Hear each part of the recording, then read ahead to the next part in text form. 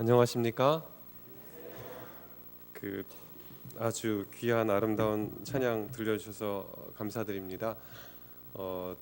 어떤 교회에 가면 남성 파트가 잘하면 여성 파트가 약하고 또 그 반대의 경우가 있는데, 이 교회 청년들은 아주 조화롭게 양쪽 다 잘하시는 것 같습니다. 이 땅 위에 그 무엇과 비할 수 없는 예수님에 대한 분명한 진리를 깨달으셨는데, 각 사람의 인생이 다르게 되는 이유는 그거 같아요. 우리 모두에게 동일한 진리가 분명하게 주어졌지만 그 진리를 얼마나 굳게 붙잡느냐, 이 믿음의 강도인 것 같습니다. 누가 믿음을 잘 발휘해서 굳게 붙잡는 사람은 그렇게 아름다운 삶을 살아갈 수가 있고요.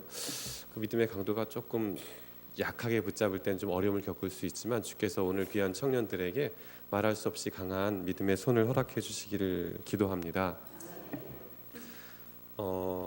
저 소개를 먼저 하죠. 저는 서울 삼육 초중 고등학교를 졸업하였습니다. 그리고 제가 고등학교 2학년 때에 하나님을 개인적으로 이렇게, 물론 제가 믿는 부모님 밑에서 자라났지만 제가 개인적으로 이렇게 믿음 생활을 해야겠다라고 결심한 것은 고등학교 2학년 때 학생반 때 설교를 듣고 그렇게 결심을 하게 되었었습니다. 그래서 저는 신학교를 가고 싶었었습니다. 그래서 신학교 가기 위해서 이렇게 준비하고 있었는데, 저희 아버님께서, 저희 때만 해도 여러분들 아실지 모르지만 뭐 선지원 후시험, 선시험 후지원, 이게 뭔지 아십니까? 시험 먼저 보고서 점수가 나오면 그에 맞춰서 이제 대학 가는 것이 선시험 후지원이고, 그 반대는 또 그 반대인데, 저희 때만 해도 이제 성적을 먼저, 학력고사 시대였거든요. 그런데 아버님께서 너는 형이 이제 신학 공부하니까 너는 딴 데 가봐라. 그래서 이렇게 제가 원치 않게 고려대학교 법학과로 진학을 하게 되었었습니다. 그러니까 학교 생활을 잘했을까요? 잘 못했을까요? 잘 못했겠죠. 그래서 대학교 한 2학년 1학기 때까지만 해도 학교 도서관이 어디 있는지 잘 모르고 그냥 삶에 대한 깊은 소설만을 많이 읽고 이렇게 약간 그 허랑방탕한 생활을 좀 보냈었습니다. 그런데 그러한 것들이 그 당시만 해도 되게 낭비적인 시간들이었다는 생각이 들기도 했지만, 나중에 돌이켜 보면 이제 많은 책을 읽었던 것이 뭐 사고의 깊이와 여기에 도움이 되지 않았나, 이런 생각들을 하게 되었습니다. 그런데 이렇게 삶을 살아오면서 기억나는 것은 인생의 주요 대목마다 어떤 사람들과의 만남, 어떤 진리와의 만남이 이렇게 중요하게 잘 이끌었던 것 같거든요. 그래서 여러분들도 오늘 특별히 청년들에게 그런 시간이 되었으면 하는 작은 바람이 있습니다. 사람마다 다른 삶을 살아가는 이유가 뭔지 잘 아시죠? 각자 어떤 선택의 기로에 섰을 때 어떤 사람은 이런 선택을 하고 또 다른 사람은 다른 선택을 하기 때문입니다. 아이가 학교에서 열심히 학원비를 아껴서 학원을 보냈는데 성적을 잘 못 받아왔을 때 화를 내는 엄마가 있고, 화를 내지 않고 격려하는 것을 격려하기로 선택한 엄마가 있죠.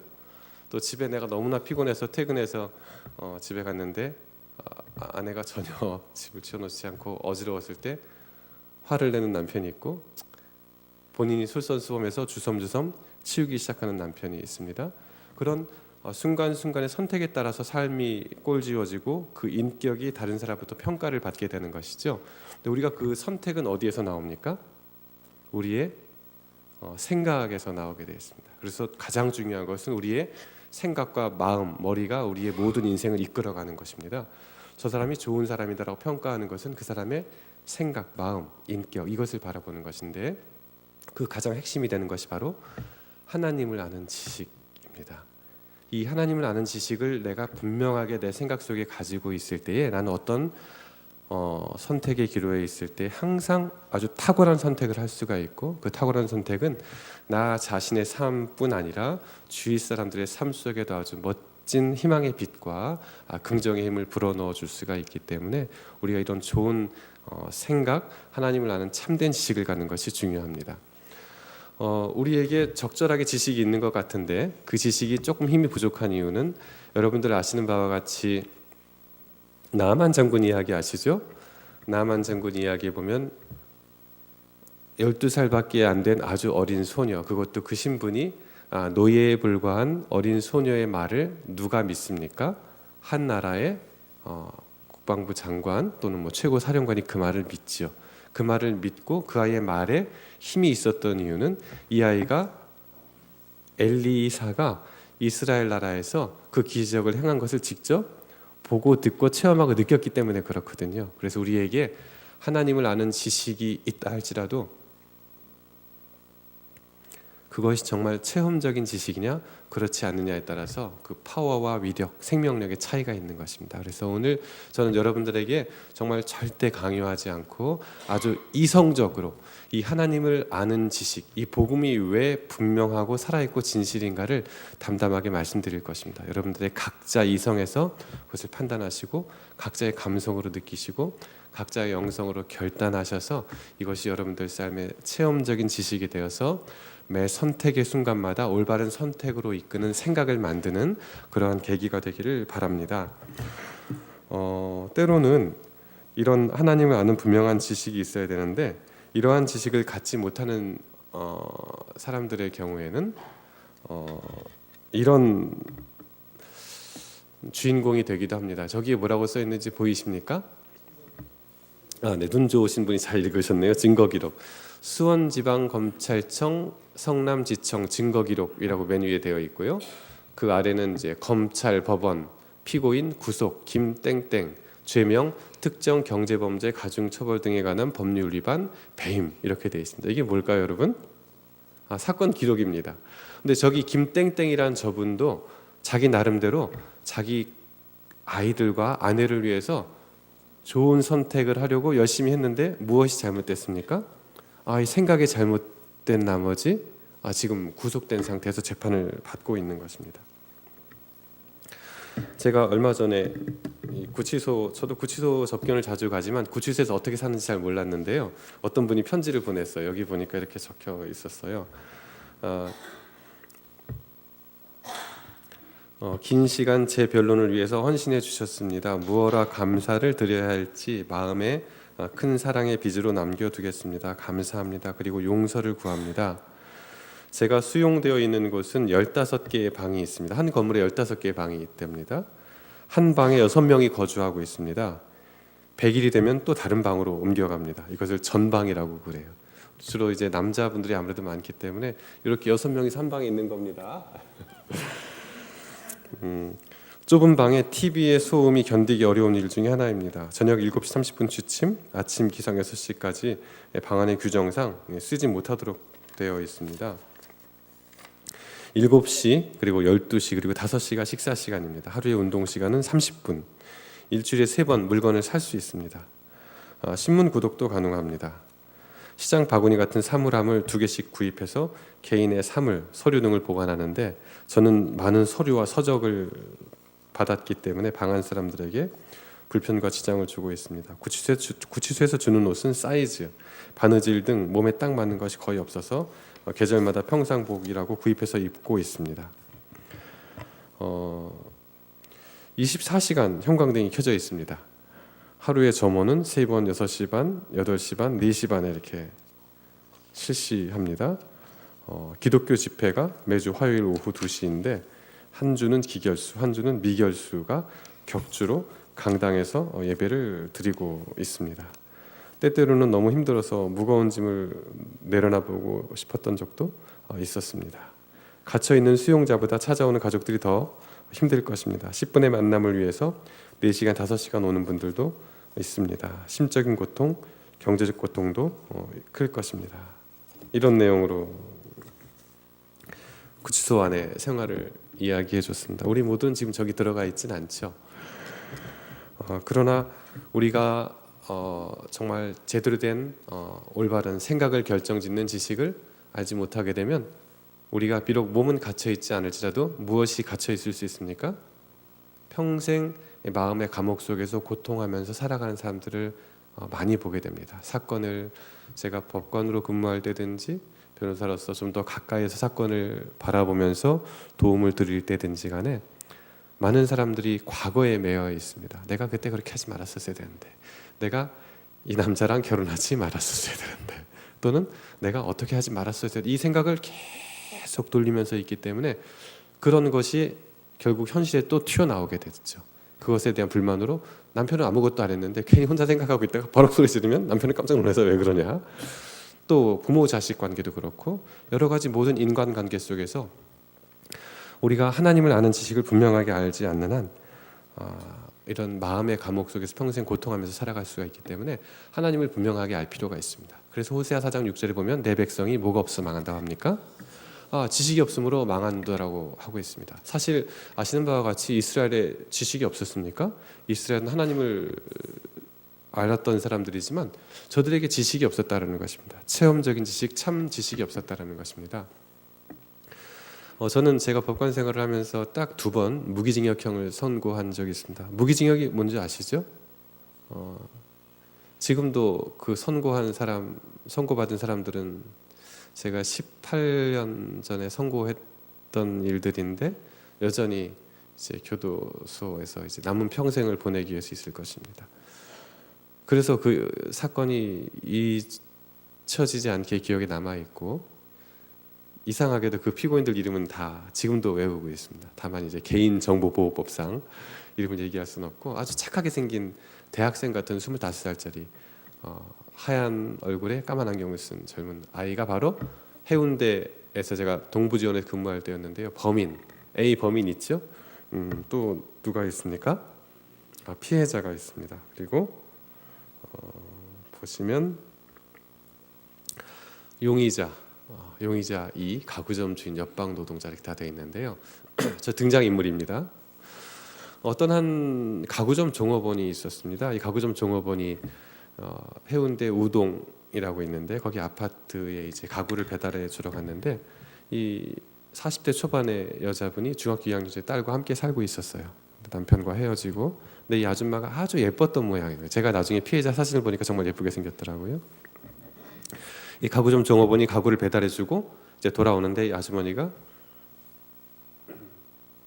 옆에 이렇게 나와져 있는 것을 협탁이라고 부릅니다, 여러분. 협탁 하나를 추가로 부탁한 거예요. 그래서 얼마 정도 하느냐 하니까 이 종업원이 얼마 정도 합니다. 30만 원 정도 합니다 하니까 이 아주머니가 그 다음 날 수표 10만 원짜리 3개를 딱 준비해 놓고 있었는데 그때 이 25살짜리 김모상이라는 이 아이가 가구점 주인이 몇 달째 월급을 주지 않아서 화가 나 있는 상태였고 그래서 그만둬야지 생각하고 있던 때였는데 그 다음 날 이제 가구점에 일단 돌아갔다가 협탁을 주문했다는 말을 하지 않고 혼자 이제 약간 비 오는 날이었는데 이제 우비를 뒤집어 쓰고 이 집에 간 것입니다. 그래서 좀 여성들에게 좋지 않은 일을 하려고 했던 것 같아요. 저희가 여러 정황상 봤을 때.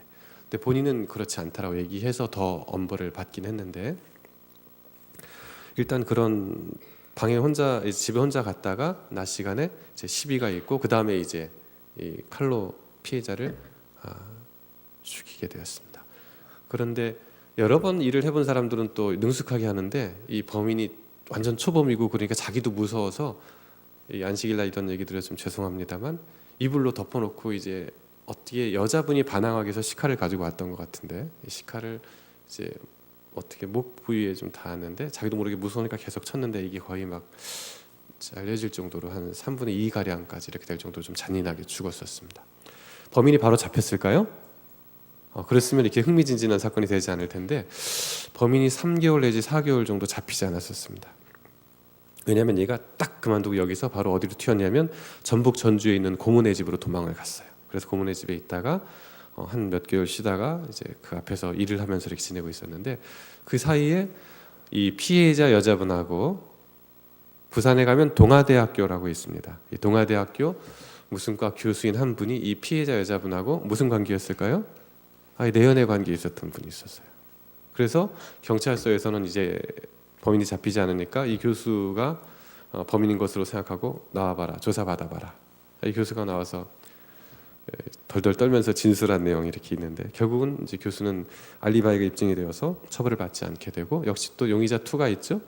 회사 대표도 역시 그런 관계를 맺었던 사람이기 때문에 역시 그 사람도 용의자 선상에 올랐다가 처벌을 받지 않고 이제 풀려나게 됐습니다. 어떻게 잡혔을까요? 여러분 근데 거기서 이 수표 10만 원짜리 3개가 없어졌어요. 그런데 혹시 우리 장로님 같으면 수표 쓰시겠습니까? 안 쓰시겠습니까? 안 쓰시죠. 아주 유력한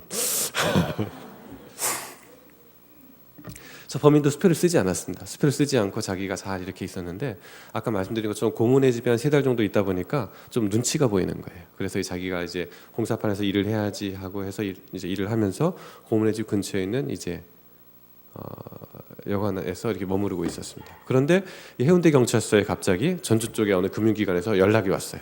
여기서 지금 저녁에 어느 이제 그 음식점에서 수표가 사용됐다.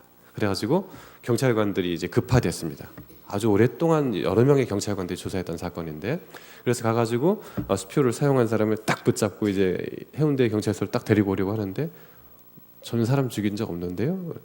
너희 수표 어디서 났는데? 그러니까 제가 아침에 딱 일하려고 나오는데 여관 옆방에 문이 열려 있어서 딱 보니까 어떤 사람이 자고 있고 옆에 지갑이 놓여 있는 거예요.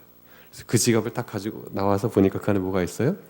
10만 원짜리 수표 3장이 있었던 겁니다. 그래서 이것을 사용하다가 잡혔고 결국은 이 옆방 노동자 때문에 범인이 잡히게 된 것입니다.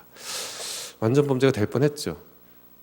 여러분 옛날에는 그렇지만 요즘은 절대 이런 범죄 완전 범죄 되지 않습니다. 아시죠? 옛날에는 CCTV도 없었고 또 움직일 때 교통카드로 쓰지 않았습니다. 휴대폰도 없고 다 그랬기 때문에. 그런데 요즘은 조심하십시오. 완전 범죄가 점점 어려운 세상인데, 그렇게 돼서 저 옆방 노동자가 처벌을 받았을까요? 처벌받지 않았을까요? 절도죄를 저지른 저 사람, 여러분 같으면 처벌하겠습니까? 우리 학생이 아주 합리적으로 청님께서 말씀하셨는데, 이 범인 공로에 혁혁한 공을 세운 분이기 때문에 비록 절도범이지만 경찰에서 이런 것들 불입건 처분, 너 훌륭하다. 그래서 입건 처분하지 않고 처벌받지 않게 됐습니다. 저 범인이 본인이 잘못했다라고 얘기를 했었으면 이제 우리가 무기징역까지 선고할 생각은 없었는데, 여러 정황과 또 이제 그거상 이제 여성에 대한 나쁜 일을 하려고 했던 것 같은데 본인이 끝까지 그렇게 하진 않았다라고 우겼어요. 그래서 저희가 한 20년 또 무기징역 사회에서 고민하다가 무기징역을 선고했습니다. 그런데 무기징역을 선고하기 전날 밤에 제가 집에서 잠을 자는데, 여러분 다 저기서 보시면 아시겠지만 범인 잘못했죠? 피해자도 잘못한 게 전혀 없는 사람인가요? 저 대학 교수는 어떻습니까? 회사 대표, 가구점 주인, 옆방 노동자, 그리고 판결 선고하는 나까지.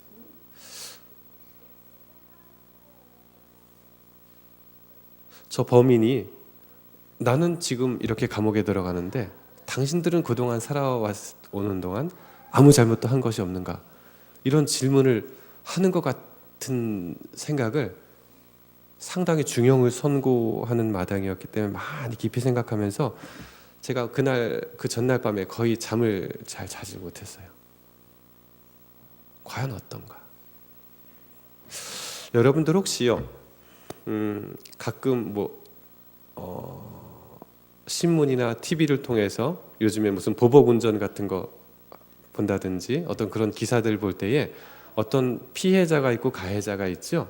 그럼 그 피해자가 억울하게 당하는 것을 그냥 보기만 하면 우리 마음속에 어떤 마음이 들어요? 가해자를 어떻게 해주고 싶은, 혼내주고 싶은 마음이 저절로 들게 되어 있습니다. 그것이 바로 우리 마음속에 저절로 생겨있는 그 정의감이죠. 그것이 바로 뭐냐면 죄의 싹슨 사망이라는 것입니다. 성경 말씀 보면 이렇게 되어 있죠. 모든 사람이 죄를 범하였음에 하나님의 영광에 이르지 못하더니 그리스도 예수 안에 있는 구속으로 말미암아 하나님의 은혜로 값없이 의롭다 하심을 얻은 자 되었느니라.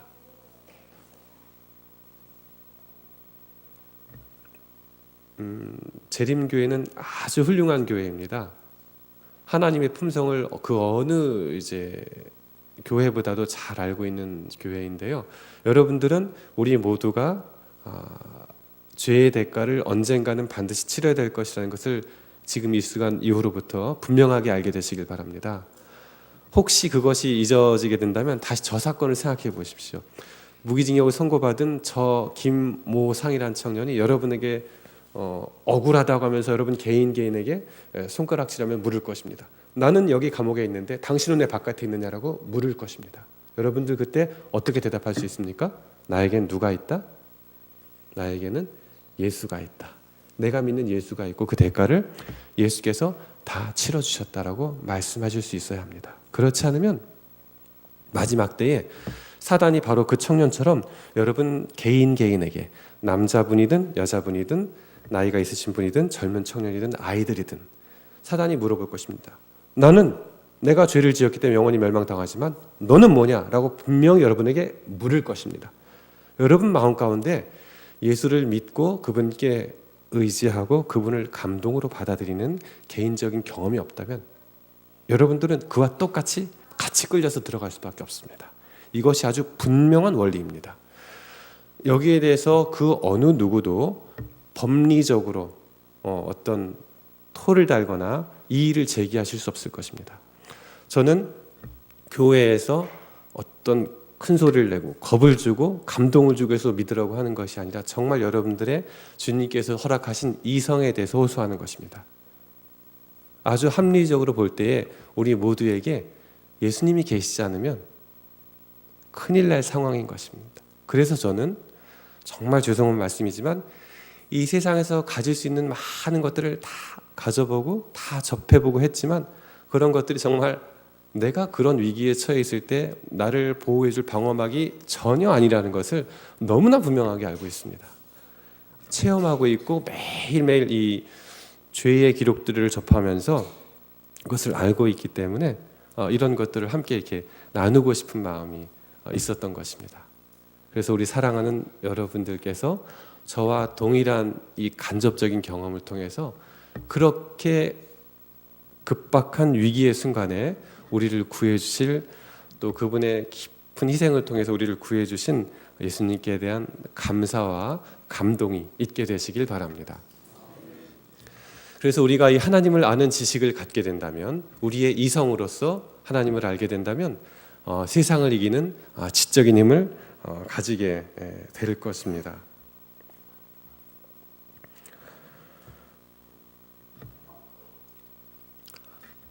호세아서 말씀 보면 이렇게 되어 있습니다. 내가 네 하나님의 율법을 잊었으니 나도 네 자녀들을 잊어버리리라.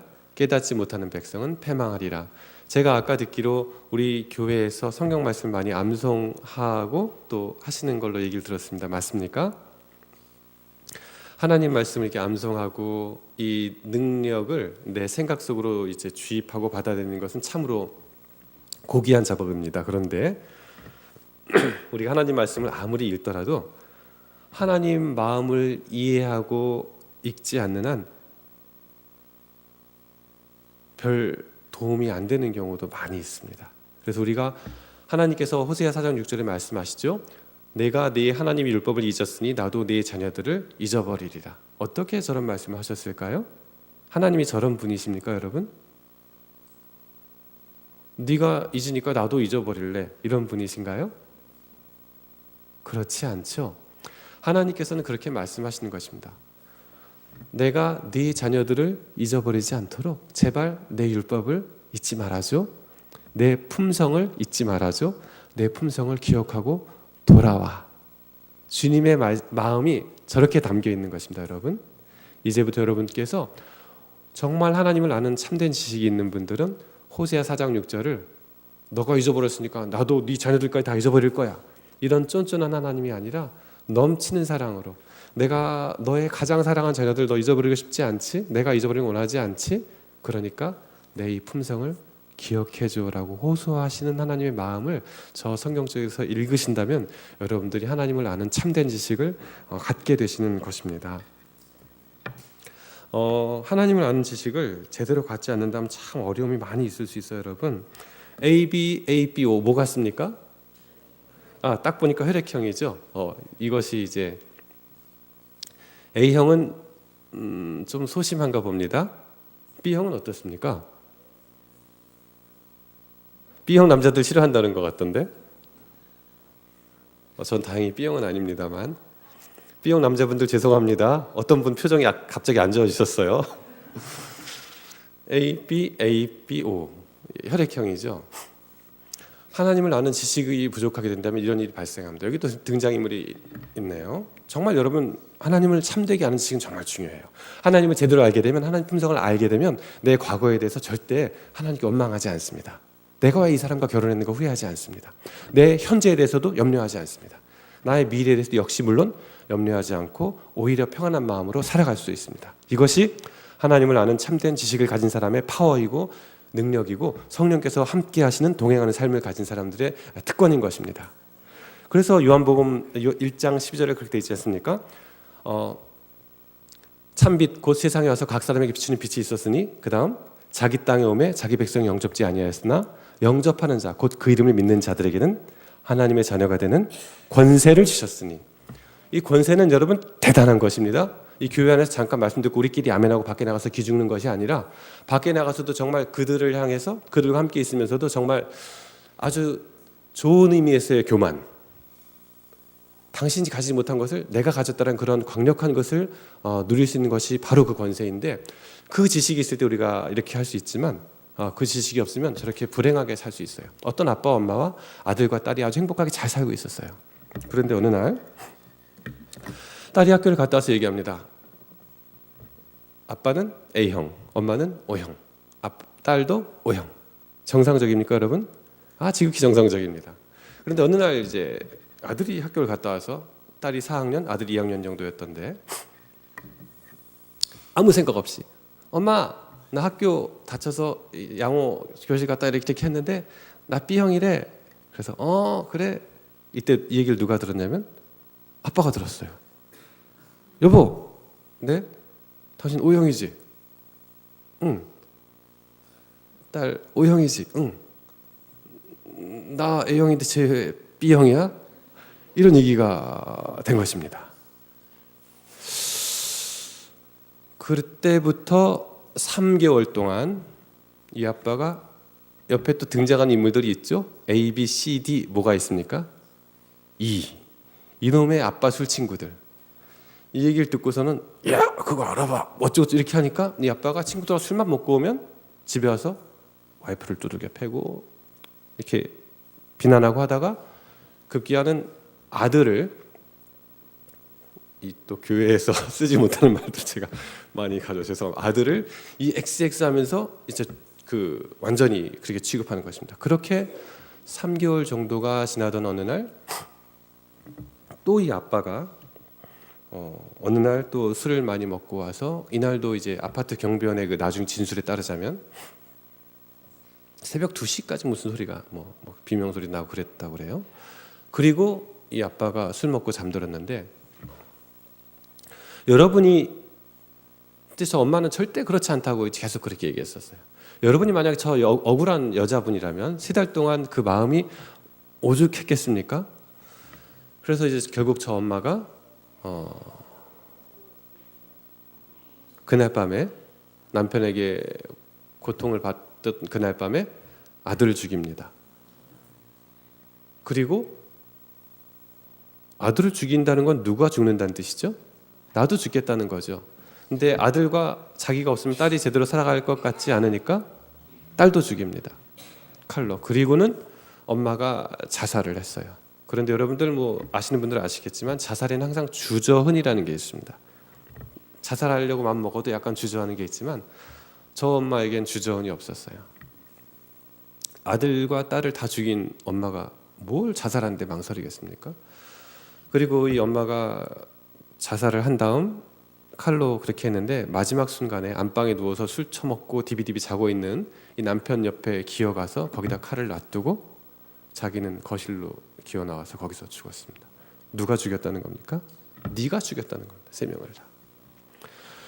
경찰이 이제 이런 것은 반드시 밝혀야 됩니다. 경찰이 처음엔 누가 용의자로 주목받았겠습니까?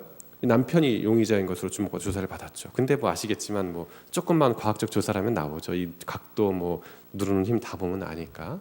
그래서 이제 남편이 범인이 아닌 것으로 드러났는데, 그럼 대체 왜 이 여자가 그랬을까라고 조사했는데, 다음 장면 보면 놀라시겠지만 알고 봤더니 아빠가 B형이었습니다. 이것은 뭐 실화입니다. 여러분들 궁금하시면 혈액형 살인 사건이라고 이제 인터넷 쳐보면 나오실 텐데요. 저 무식한 아빠가 저걸 몰라, 지 혈액형을 몰라가지고 와이프를 그렇게 닥달하고 잡아 죽이다가 지금 엄마가 아들, 딸 다 죽이고 자살하고, 지금 저 사람이 제정신도 저 아빠가 살겠습니까? 이게 다 무엇 때문에 그래요? 잘못된 지식, 잘 모르고 제대로 된 지식을 갖지 못했기 때문에 이런 말할 수 없는 큰 불행을 가져왔던 것입니다. 우리 모두가 대부분 사람들이 겸손하고 그런 것 같지만 모두가 교만해요. 그죠? 저를 비롯하여 모두가 교만해요. 아주 없어 보이고 이런 사람들도 교만해요. 고집이 있고 자기가 믿는 것이 옳다고 끝까지 생각을 해요. 하나님을 아는 참된 지식이 부족한 나머지 그렇게 살아가서는 안 되는 것입니다. 그래서 첫 번째 하나님을 아는 첫 걸음은 겸손. 내가 잘못되었구나. 나에게 구주가 필요하구나. 무언가가 필요하구나라는 것을 깨닫게 될 때에 우리가 참된 지식을 가지고 저런 비참한 인생을 살지 않게 되는 것입니다. 그런데 우리 모두가 공감하는 것처럼 저 아빠의 삶이 참 불행하죠. 그런데 우리도 하나님을 아까 말씀드린 그런 복음을 우리가 명확히 알고 받아들이고 아주 굳센 믿음의 팔로 굳게 붙잡지 않는 한 나도 불행한 삶의 주인공이 될 수가 있는 것입니다. 하나님을 아는 참된 지식이 있는 엄마들은 집에서 아이가 공부 못했다고 소리 지르지 않습니다. 찔리시는 분들 받아들이시면 됩니다. 또 남편이 조금 월급 적게 받아온다고 불만을 터뜨리지 않습니다. 그것은 정말 믿음 없는 사람들의 하나님께 대한 불신을 나타내는 것이므로 하나님께서 모욕을 받으시는 일입니다. 아주 경건하게 말씀을 드립니다. 실제로 그러합니다, 여러분. 우리가 일상생활에서 너무나 이런 일들이 많이 벌어지고 있기 때문에 남편 월급 받은 거 내가 불만을 터뜨린 게 뭐가 잘못이냐라고 생각하지만 그것은 정말 수준 낮은 사람들의 이야기이고 복음을 정말 알고 하나님을 아는 참된 지식을 가진 사람들에게는 그것이 참으로 불경한 행동인 것입니다. 하나님께서 우리 가정을 책임져 주고 있지 않잖아요 라고 하나님께 여러분들이 불만하는 것과 똑같은 것이죠. 그래서 우리가 정말 하나님을 아는 경건한 사람이 되어서 그런 믿음을 가지고 살아갈 때에 우리 모습 속에서 사람들이 누구를 봅니까? 예수를 보고 경건을 보고 거룩을 보고 감동을 보는 것입니다. 그렇게 될 때에 나 자신도 말할 수 없이 행복하고 우리 주위 공동체가 점점 더 따뜻하고 너그러워지고 좋아지게 되는 것입니다. 이런 귀한 지식이 여러분들에게 있기를 바라고요. 하나님을 아는 지식 두 번째로는 우리가 하나님께서는 우리에게 그래서 감성을 주셨죠. 아무리 좋은 조건의 남자라도 여러분들 특별히 젊은 분들 뭐가 없어요? 이 필이 없으면 내 인생을 맡기고 싶지 않아요. 그죠? 그래서 주님께서 우리 모두에게 감정을 주셨고 감성을 주셨는데 우리가 이런 하나님께서 나에게 어떤 감정과 감성을 주실 때에 주님의 음성에 편안하게 이렇게 순종하는 것이 필요합니다. 특별히 남자분들 눈물을 흘리지 않는 것이 진정한 남자인 것은 꼭 아닙니다. 꼭 남자 화장실 가면 남자가 흘리지 말아야 될 것은 어쩌고저쩌고 써 있는데 둘 다 흘리셔도 돼요. 흘려지는 거 어떡하겠습니까? 하나님을 잘 알게 될 때 우리가 그렇게 느껴지는 감동들을 잘 받아들이는 것은 중요한 것 같아요. 그래서 주님께서는 우리에게 똑같은 것을 봐도 잘 감동을 느낄 수 있는 것들 여러 가지 허락해 주셨어요. 제가 북부지방법원에서 형사 3단독 재판장을 할 때 일이었는데요. 어느 65세 정도 된 할아버지가 계셨어요. 근데 이제 범죄 경력조회라는 것을 저희는 봅니다. 어떻게 살아왔는가를 봤더니 이분이 살아온 인생이 보니까 한번 이제 절도를 하게 되면 계속 절도를 하게 됩니다. 그런 구조를 아시죠, 여러분? 각 사람마다 약한 죄의 분야가 있어요. 사단이 그걸 알고서 그것을 자꾸 괴롭히거든요. 그래서 어떤 사람은 내가 경제적으로 어려울 때 이제 그 전에 내가 훔쳤던 경험이 있는 사람은 그 다음엔 어떤 걸로 해결하려고 그래요? 또 훔치려고 생각을 하게 돼요. 근데 한번 내가 이렇게 남한테 얘기해가지고 사기쳐서 돈을 딱 받았던 사람들은 또 어려워지면 부인이 자꾸 찔러서 돈 좀 구해라 그러면 무슨 생각을 합니까? 그럼 또 어디 가서 또 이런 생각을 하게 되기 때문에 각자의 전공이 생기게 됩니다. 그래서 우리가 이 전공이 생기기 전에 잘 차단해야 되는데 저 할아버지가 전공이 이거였어요. 훔치는 거. 그래가지고 인생을 보니까 아주 어렸을 때부터 훔쳐가지고 보니까 법무부 장학생이라고 표현하는데 이 구치소 안에 있는 분들 이 나라에서 주는 밥으로 먹는 이 법무부 장학생으로 있었던 기간이 장학금 받지 않았던 기간보다 더 긴 거예요. 한 35년 가까이 있었던 것 같아요. 30년은 바깥에 있고 30년 정도였던 것 같고 하여튼 거의 그렇게 있었어요. 제가 이렇게 그냥 기계적으로 이렇게 재판을 할 수 있었는데 마음이 조금 좀 슬펐어요. 저 사람도 나와 똑같이 하나님께서 만드신 영혼인데 왜 이렇게 인생을 살까 싶은 생각에 잠깐 재판을 멈추고 물어봤습니다. 할아버지 잠깐 앉으세요. 그리고 제가 물어봤어요. 우리 할아버지는 평생 살아오면서 행복한 순간이 있었어요? 언제가 제일 행복했나요? 이렇게 물어봤어요. 그랬더니 그 양반이 갑자기 멀뚱멀뚱하다가 이 얘기를 하는 것입니다. 판사님, 제가 평생을 살아오면서 어느 누구도 나에게 그런 질문을 던진 적이 없는데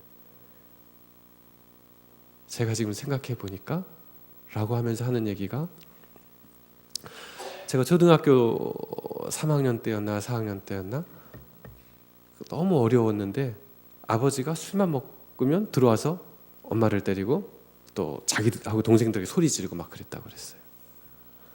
근데 어느 날 이런 생활이 계속되던 어느 날 학교 갔다 왔는데 엄마가 뭡니까 여러분? 쌀밥에 고깃국을 딱 차려놓고 있어서 자기랑 동생이랑 이렇게 다 먹도록 해줘가지고, 야, 이게 명절에나 보는, 명절에도 제대로 먹지도 못하는 이 쌀밥에 고깃국을 어떻게, 그러면서 너무나 맛있게 먹었답니다. 뭐 여러분들도 다 이제 짐작하시겠지만 그 다음날 엄마가 있었을까 없었을까요? 엄마가 이제 너무 남편이 이렇게 하고 힘드니까 이분하고 동생들 놔두고 집을 나가야 되겠다 마음은 먹었는데, 엄마 마음이 그렇지 않습니까? 그러니까 이제 없는 돈에 저거 구해가지고 어디서 빌렸을지도 모르겠는데 저 쌀밥과 고깃국을 해주고 간 것이죠. 그때 엄마가 곁에서 자기랑 자기 동생들 지켜볼 때 쌀밥과 고깃국을 먹었던 저 기억이 평생 제일 행복했던 기억입니다. 저 얘기를 할아버지한테 얘기했어요. 그러면서 저도 기억하지 못해냈던 그 좋은 추억을 생각나게 해주셔서 감사합니다. 제가 판사님 얘기 잘 새겨 듣고 앞으로 새로운 삶을 살아보겠습니다 라고 얘기를 했어요. 근데 과연 그 이후에 그분이 새로운 삶을 살았을지 안 살았을지는 모르겠어요.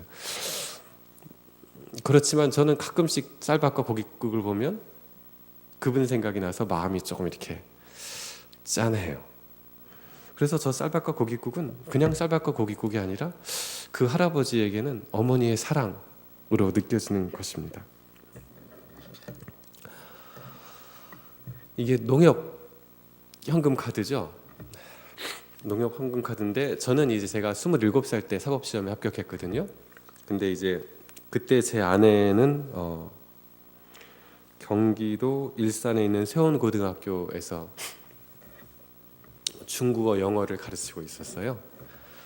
근데 저는 그때 뭐 하고 있었냐면, 여러분 보이십니까?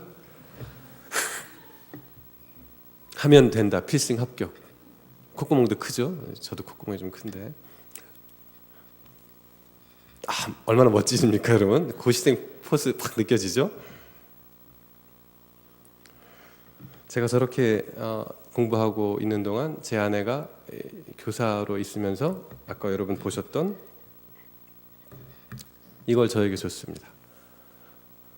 그러면서 이제 당신 필요할 때 돈 찾아서 체력 딸리지 않게 맛있게 사 먹으라고 그렇게 얘기했는데, 당시 제 아내가 이제 결혼한 직후 이렇게 임신해가지고 배가 좀 나오고 이렇게 하였을 때였는데, 여자분들 잘 아시죠? 임신하고 나면 이제 서 있으면 다리가 많이 붓고 그러지 않습니까? 그래서 제가 아내가 낮에 수업을 하고 오면 이제 다리가 많이 부어서 밤에 잠잘 때 쥐도 나고 힘들어하고 그랬었어요. 그런 아내가 준 어렵게 벌어온 돈으로 이제 아무 돈도 벌지 못하는 고시생인 제가 저 현금 카드를 받아서 돈을 꺼내 쓰는데, 제가 저 돈을 꺼내 써서 뭐 가고 싶은 PC방, 오락실 가서 놀고 그랬겠을까요? 어땠을까요, 여러분? 그러기도 했지만 그렇게 하기가 좀 어려웠어요. 아무래도 저거는 그 희생, 땀, 또 노고, 정성 이런 것이 있기 때문에. 그래서 저는 지금도 농협카드를 쓰지 않아요. 농협카드 쓰면 괜히 아내한테 돈을 더 줘야 될 것 같아서 그런 마음이 들어서 이제 신한카드를 쓰고 있고 이제 신한은행을 거래하고 있는데, 주님께서도 우리에게 십자가를 주셨죠. 십자가는 똑같은 십자가지만 여러분들 중에서 농협 카드를 보고 감동에 젖은 분 계세요? 없으시죠? 그러나 저와 농협 카드는 각별한 관계에 있어요. 주님께서 주신 여러 기회를 통해서 여러분들께서 아까 말씀드린 그러한 분명한 진리를 알게 되시고 개인적으로 십자가를 아시게 되면 십자가는 각자에게 다른 감동으로 다가갑니다. 정말 다른 사람이 알지 못하는 쓰레기 같은 내 과거에도 불구하고 나에게 손 내밀어 주시고 그런 나를 위해서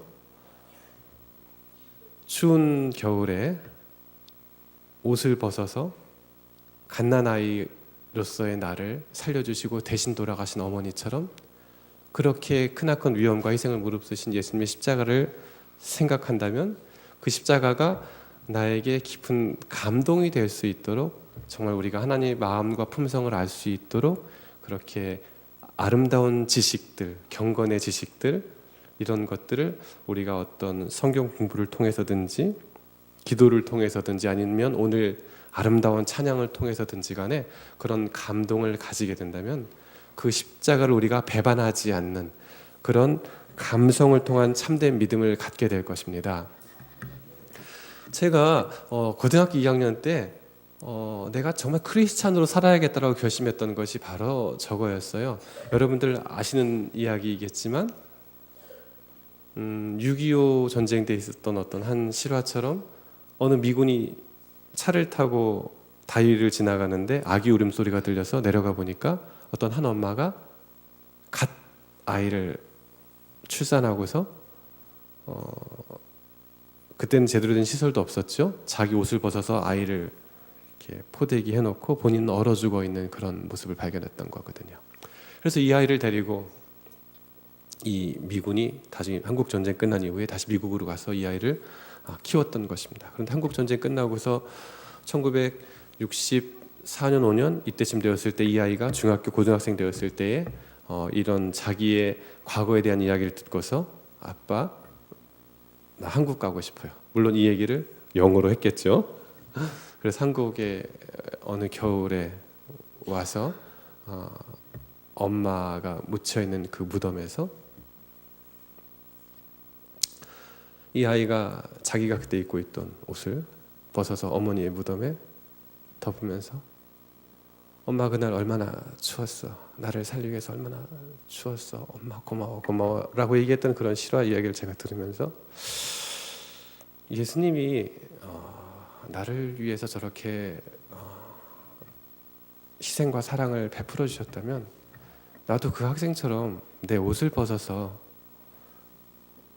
비록 엄마가 느끼지 못할지라도 그 무덤에 내 옷을 덮어주고 싶다. 그런 삶을 살고 싶다는 결심을 17세 되던 어느 가을 학생반 뒷좌석에서 설교를 들으면서 했고요. 그 결심과 감동이 지금도 저로 하여금 십자가를 배반하지 못하도록 하고 있습니다. 그래서 때때로는 이제 십자가를 배반하면 몇 천만 원, 또 많으면 1억 이렇게 벌 수 있는 어떤 경제적 유혹이 있을지라도 거기에 넘어가지 않을 수 있는 것은 거기에 넘어가게 되면 그 십자가가 정말 무용지물이 되고 내 인생이 파멸로 계속 갈 수밖에 없다라는 것을 알게 되니까 어떤 여러 가지 그런 유혹들 속에서 또 화를 내고자 하는 유혹들 속에서 또 공무원과 달리 저도 이제 법무법인을 운영하고 있기 때문에 이제 비즈니스를 하고 있지 않습니까? 항상 사업이라는 것은 이제 항상 전도 유망하지 않고 전도 불투명한 것이죠. 그런 가운데서 마음에 흔들리지 않고 정말 앞길을 준비해 주신 또 이미 준비해 주신 하나님께 대한 변함없는 신뢰를 가지고 그분과 매번 동행하고자 매 순간마다 하나님께 마음을 드리고 선택권을 그분께 드리고 들려주신 음성에 순종하고 그것이 내 상식과 맞지 않을지라도 과감하게 선택하고 그 결과를 받아들이고 그런 삶을 살 때에 새로운 세계가 분명히 보입니다. 그런데 그런 용기를 내지 않으면 사실은 안 보여요. 그래서 믿음과 순종은 항상 상승작용을 일으킵니다. 내 가족들이 아무리 내 성에 차지 않고 희망이 없는 것 같을지라도 믿어주시면 거기서 변화가 분명하게 일어나게 되어 있습니다. 여러분, 주님께서 어떤 이야기를 해주셨을 때에 그것을 어렵지만 순종하면 그 순종의 결과물을 보기 때문에 믿음이 더 커지고, 그 믿음이 더 커졌을 때는 더 어려운 순종을 하게 될 수 있는 것이거든요.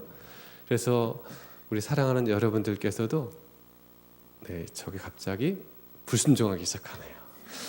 이러면 안 된다고 이렇게 얘기했는데 혹시 수동으로 네, 감사합니다. 저에게 문제가 있었나 보네요. 우리 하나님께서는 여러분들 국어 잘 하시죠? 여러분들로 하여금 회개하면 주님께서 받아주시는 분이 아니십니다. 잘 아시는 바와 같이 여러분들로 하여금 다 회개하도록 준비해 놓으셨습니다. 하나님께서는 내가 내 허물을 빽빽한 구름에 사라짐같이 내 죄를 안개에 사라짐같이 도말하였으니, 이미 도말하였으니, 내가 다 없애버렸으니까 과거형으로 말씀하시죠. 그리고 이렇게 해 놓았으니까 너는 그대로 이것을 받아들이면 된다라고 말씀하시면서 너는 내게로 돌아오라, 내가 너를 구속하였습니다. 이렇게 말씀하고 계십니다. 이건 정말 분명해서 인간 법정과 다릅니다. 저는 제가 법률가가 된 것이 너무 행복한 이유가 뭐냐면 매일매일 사건을 통해서 하나님의 손길을 봐요. 뭐냐면 정말 죄를 어떻게 다루는가를 알 수 있거든요. 이 죄가 과연 어떻게 시작이 되어서 이렇게 여러 흐름 속에서 이렇게까지 이어지는가. 사건마다 다 다릅니다. 특별히 공범들이 있거든요. 공범들은 처음에 같이 일 저지를 때는 우리 이렇게 한 팀 돼서 우리 일해 봅시다. 같이 해서 이제 스포츠 토토 뭐 태국에 사이트 설치해서 서로 할 때 너 4분의 1 갖고 다 이렇게 시작할 땐 좋은데 딱 일이 터지고 문제 되는 순간 전 주범 아닌데요. 제가 뭐 서버 만들어서 어쩌고저쩌고. 그 진술 보면 볼수록 인간들이 얼마나 이렇게 사악한가를 보는데 그렇지 않은 인간들을 아주 드물게 보고요. 대부분 모든 인간들이 처음에 같이 이렇게 할 때랑 나중에 이제 어떤 책임을 지게 될 때에 그 하는 모든 거짓말들 하나하나가 아주 볼 때마다 이 성경의 역사를 여기서 보는 것 같아요. 그래서 그들은 피고인이지만 저에게 뭡니까? 선생님들이세요. 이 나쁜 악인들의 이 어떤 사고 구조가 돌아가는 것들을 여러 가지 말과 증거들을 통해서 보면서 참 이 훌륭한 선생님들을 통해서 죄라는 것이 이렇게 흘러가는구나, 이렇게 되는구나를 알게 되는 것처럼 정말 주님께서 끊임없이 우리에게 이런 여러 가지 얘기를 해드리는 이유는 내가 이미 충분히 풍성하게 너희 죄를 다 용서했으므로, 도말하였으므로 너희는 이것을 받아들이기만 하면 된다라고 말씀하고 계십니다. 그래서 하나님의 사랑에 대해서 절대 의심하지 마시고요. 내가 인생의 제일 밑바닥에 있다라고 생각이 될지라도 아주 밝은 모습으로 고개를 딱 쳐들고 주님 이미 용서하셨죠? 라고 말씀하시면 그것이 빙고 정답입니다.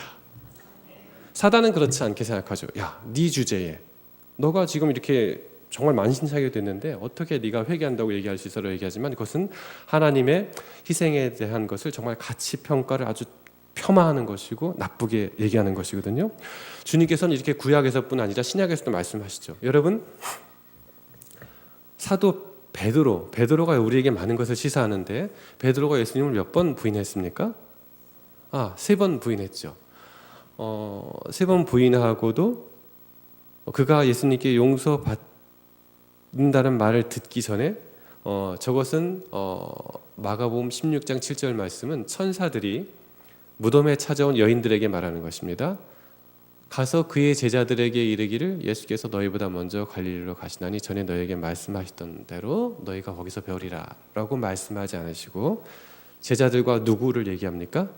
특별히 제가 누르지도 않는데 또 벌써 아주 오버해서 순종을 하고 있습니다. 예수님께서 얘기하십니다. 베드로가 이 3번 예수님을 부인한 죄책감 때문에 거기에 눌려서 오지 않을까 봐 주님께서 뭐라고 말씀하세요? 이미 베드로 내가 너에게 이렇게 표면적으로 말을 하지 않았다 할지라도 또 네가 특별히 나에게 사과하지 않았다 할지라도 내가 이미 너를 다 용서했다라고 얘기하면서 특별히 너 오라고 얘기하신 주님께서 가서 그의 제자들과 베드로에게 이르기를, 여기에다가 여러분들 이름을 넣으시면 돼요. 가서 그의 제자들과 박재영에게 이르기를 내가 이미 용서했으니까 거기서 너를 만날 거야. 저도 이것이 없었다면 하나님께 돌아오기 힘든 사람들 중에 하나였습니다. 아까 말씀드렸죠? 허랑방탕한 생활 그런 과거들을 이렇게 앞에서 내려놓고 사단이 막을 때에 저는 저 구절을 생각합니다. 이사야, 아까 외우기 쉽죠 여러분? 이사야 44장 22절 아시겠죠? 4422. 예. 내가 허물과 죄를 이미 다 도말하셨다고 말씀하셨고, 마가복음은 여러분들 아시는 것처럼 16장까지가 있죠. 마가복음 마지막 장에 7절, 행운의 7절입니다. 가서 그의 제자들과 내 이름을 집어넣으시면 돼요. 우리 주님께서 이미 회개하기 전에 다 용서하셨으니까 그리로 오라고 말씀하시는 것입니다.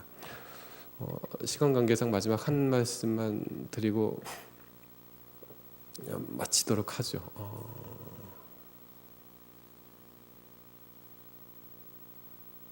저희 가족 사진을 제가 한번 소개해야 되니까 제가 내일은 보내드리겠습니다. 저희 아버지, 어머니, 큰 누님, 작은 누님, 형, 혹시 저 보이십니까? 네. 이 맨 오른쪽 밑에 있는 작은 꼬마가 저입니다. 보이시죠? 네, 제가 저 집 막내, 사남매 막내인데요.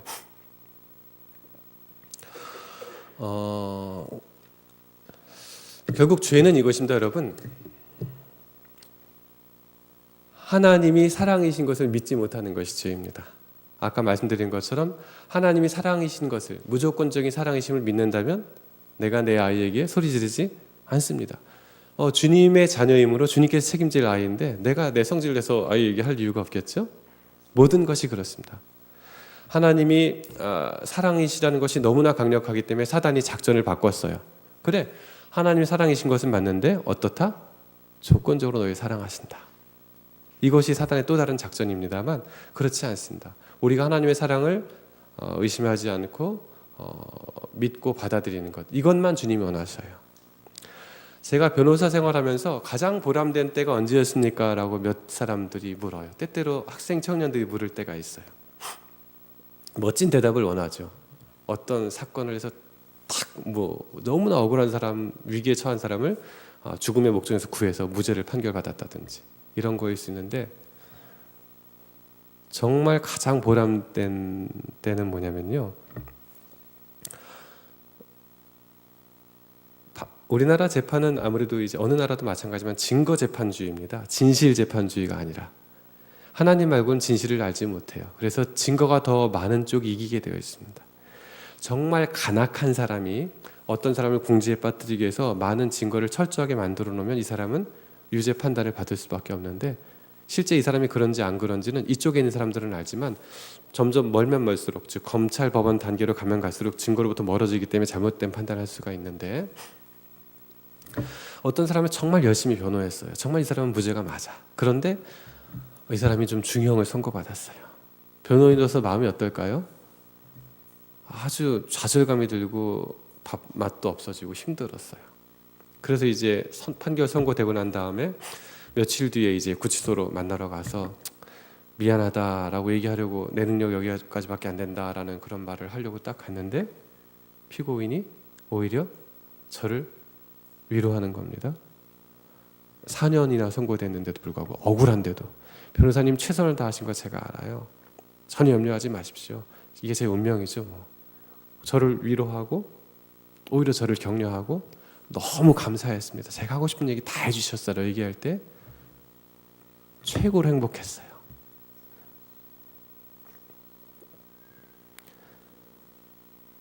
여러분들, 하나님께서 에녹을 의롭다, 아브라함은 의롭다, 왜 그렇게 하셨는지 아십니까? 딱 하나예요. 하나님 마음만 이해하면 그걸로 끝나는 겁니다. 그게 의인입니다, 여러분. 분명히 그렇습니다. 교회에서 봉사 많이 하고 사람들 많이 인도하고 헌금 내고 아무 의미 없습니다. 아무 의미 없는 건 아니고요. 의로워지면 저절로 되는 거죠. 오로지 딱 하나, 하나님이 원하시는 건 딱 하나입니다. 내 마음을 이해해줘. 하나님 품성을 오해하지 않고 하나님 마음을 이해하면 됩니다. 십자가상에 두 강도가 있었어요. 한 강도는 구원을 얻지 못했고 한 강도는 구원을 얻었죠. 하나님의 존재에 능력, 품성이 있습니다. 하나님의 존재, 마귀도 믿습니다. 하나님의 능력, 사단도 믿습니다. 십자가상의 두 강도 중에서 한 강도는 예수님의 능력을 원했어요. 우리 여기서 꺼내 내려놔라. 너와 나를 구원해라. 한 강도는 예수님의 품성을 구했어요. 주의 나라가 임하실 때 나를 기억하소서. 우리가 예수님의 품성을 알지 못하고 자꾸 자꾸 능력까지만 알게 되면 사단의 역할을 가끔 대신할 때가 있어요. 교회에서도 하나님의 존재 우리 모두 믿지 않습니까? 하나님의 능력도 믿지 않습니까? 그런데 하나님의 변함없는 너그러우심과 관대하심, 모두를 무조건적으로 사랑하는 이 품성을 잘 이해하지 못하면 거기까지의 나의 믿음 때문에 다른 사람을 정죄하고 더 힘들게 할 수도 있거든요. 그래서 우리가 하나님의 품성을 이해하는 그 자체로 오케이입니다, 여러분. 이런 하나님 너무 좋지 않습니까? 저는 그래서 하나님 안에서 자유롭고 너무 좋아요. 조금 오해 소지가 있을 수 있으므로 그냥 스쳐 지나가서 들으시면 되는데요. 제가 고기를 먹으면 어떤 분은 저를 판단하고 오해할 수 있겠지만 주님께서는 절대 그렇게 하지 않으시거든요. 내가 하나님 마음을 알고 하나님이 내 마음을 아니까. 어떤 믿지 않는 분과 이렇게 할 때 그분이 맛있게 고기 사준다 그러는데 가서 제 생각에는 그래요. 못 먹는다고 정성을 무시하는 것은 맞지 않은 것 같고 하나님이 너무 좀 그런 분 같은 생각이 들어서 가끔 먹으러 갈 때 그런데 주님께서는 내 마음을 다 아시고 제가 그분 마음을 다 알면 너무나 좋은 관계이고 자유롭게 이 세상을 살아갈 수 있는 강력한 파워가 제 마음속에 있는 것입니다. 그 동일한 파워가 여러분들께 있게 되기를 바라고요. 마지막으로 이 얘기를 드리고 마치도록 하죠. 시간이 좀 오버되어서 제가 죄송하게 생각합니다. 아담이 죄를 지었고 그 죄의 흔적이 그에게 남았다는 것에 대한 가장 명확한 증거는 아담이 하나님을 피하여 숨었기 때문입니다. 아담이 죄를 지었지만 여전히 하나님의 품성을 그대로 이해했다면 아담은 하나님을 피해서 숨지 않았을 거예요. 내가 죄를 지었지만 하나님께서 여전히 나를 사랑하실 거야 라고 아담에게 죄의 흔적이 남지 않았다면, 그가 하나님의 품성을 이해했다면 그는 피하여 숨지 않았을 텐데 아담이 죄인이라는 것은 뭡니까? 하나님께서 그를 찾으시기 전에 이미 피하여 숨었습니다. 왜 숨었습니까? 하나님의 사랑은 조건적이라고 믿었기 때문이죠. 내가 죄를 지었으니까 나는 하나님께 벌 받아야 돼. 하나님이 나를 좋아하지 않으실 거야. 그러나 이것은 하나님의 품성이 깁니까? 아닙니까? 아닙니다, 여러분. 하나님은 우리가 아직 죄인 되었을 때 우리를 사랑하셨던 분이죠. 한 아이가 있었습니다. 아이라고 하기엔 나이가 좀 먹었죠. 33살 된 한국계 미국인 스캇이라는 아이가 있었어요. 마리화나 우리나라는 대마초라고 하죠. 마리화나를 미국에 있는 친구가 보내서 이제 택배로 받았는데 택배 DHL로 받았는데 이것이 법률로 넘어오면 마리화나를 택배로 받았다. 이것이 마약을 밀수했다라는 걸로 바뀌게 됩니다. 그래서 이제 도봉경찰서에서 유치장에 갇히게 됐죠. 그러면서 그의 짧은 한국말과 저의 짧은 영어로 서로 이야기하기 시작했습니다. 그래서 이제 결국 그 말의 최종적인 동기는 자기는 여기 있는 것이 너무 힘들다. 생전 처음으로 이제 침대가 아닌 바닥에서 담요 정말 얇은 거 하나 주고 거기 자는데,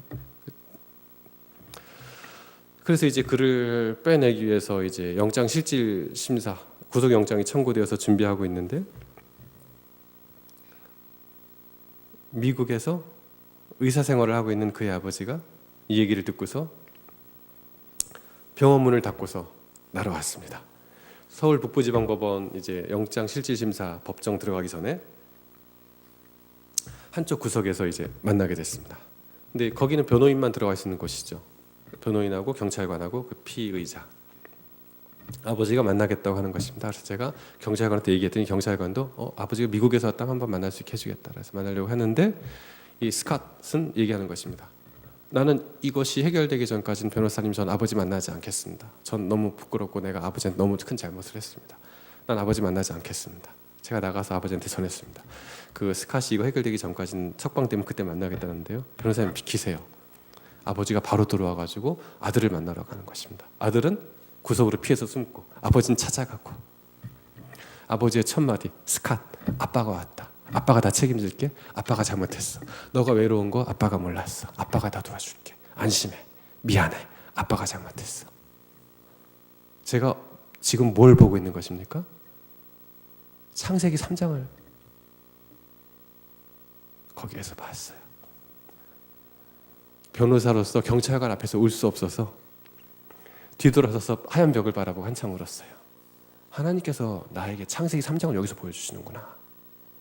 죄를 지어서 아버지를 피하고 자기가 해결하려고 하고 숨는 그 아들에게 무조건 찾아가서 내가 다 책임질게. 오히려 내가 미안해.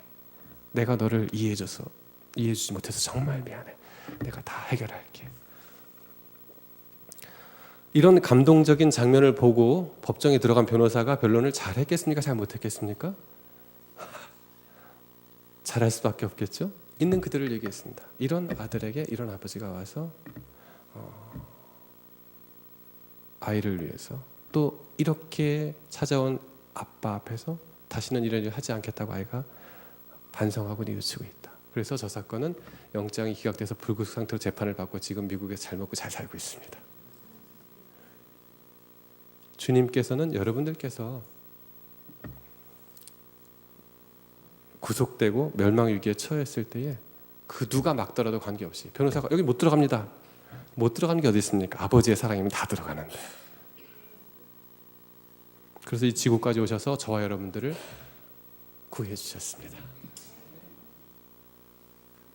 이런 하나님을 아는 살아있는 지식이 저와 여러분 마음 가운데 깊이 박히고 여러분들에게 저에게 몇몇 사람들과의 만남이 깊은 인상이 되어서 오늘날에 승리하는 제가 되었던 것처럼 오늘의 논리적이고 분명한 이야기들이 여러분들의 마음속 깊이 받아들여져서 내일 제목과 같이 승리하는 앞으로의 삶을 살게 되시는 특권을 마음껏 누리시는 귀한 사랑하는 성도님들 되시길 바라면서 말씀 마치겠습니다.